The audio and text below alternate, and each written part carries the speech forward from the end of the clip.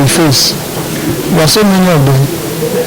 And I think this is the reason why this kind of conversation is coming up. If we start from the issue of how to start the mining itself is an issue.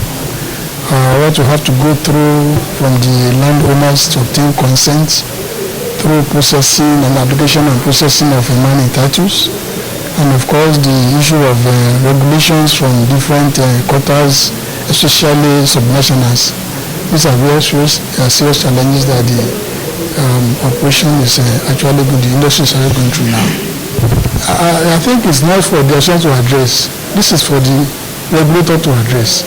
In Nigeria, unlike in oil and gas, where the paper we are holding has data, our license does not have data. It's only geographical space that we are giving. And you might think that what you are going to get on that ground is gold.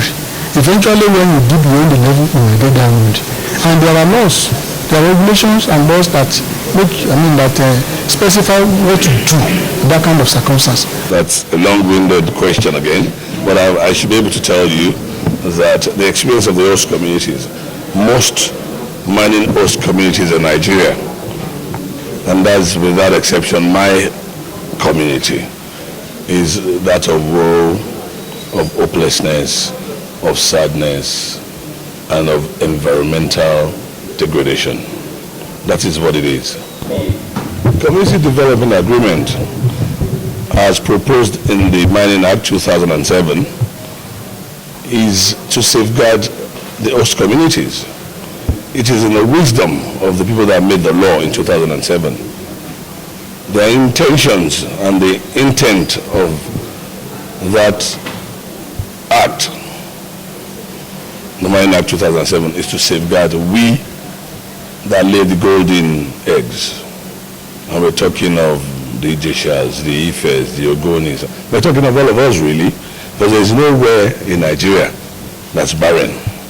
I make bold to say it again, from Abia to Zamfara, there's nowhere that's barren in Nigeria. And Nigeria is so lucky, we are blessed, we are overblessed, we don't have a reason to be poor. I keep on saying that to people. We are like people living around and in the abundance of water and still going thirsty. Some people call those kind of people fools. But we're no fools in Nigeria. It's just a fact of managing the minerals equitably and judiciously. We should shun avarice, the avaricious pursuit of wealth, where one man wants to make $100 billion and the next man or the next woman goes hungry, is the bane of the problem. Mining has been an issue in my community, and whatever happens to the member of the community, it happens to the traditional ruler of that community. We've had series of complaints, loss of life, and I think the problem is that in Nigeria we have constitution, but there's no constitutionalism. Constitution in the sense that we have laws, but the constitutionalism is the total compliances of that law. From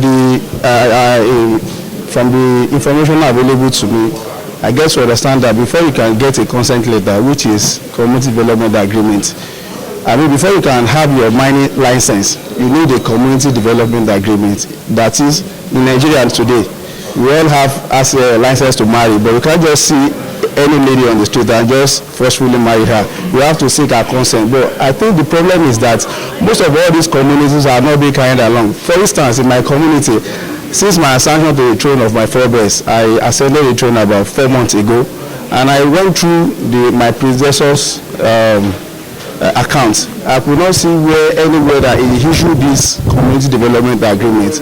People just find their way in the ministry. They were given a license and they just come to a site and lord over the community. So I think we should follow the laydown. That is, if we don't have the letter from the community, you cannot be given a license to operate. Majorly, the problem of the problem the communities are facing is because the government are not implementing the laid down laws.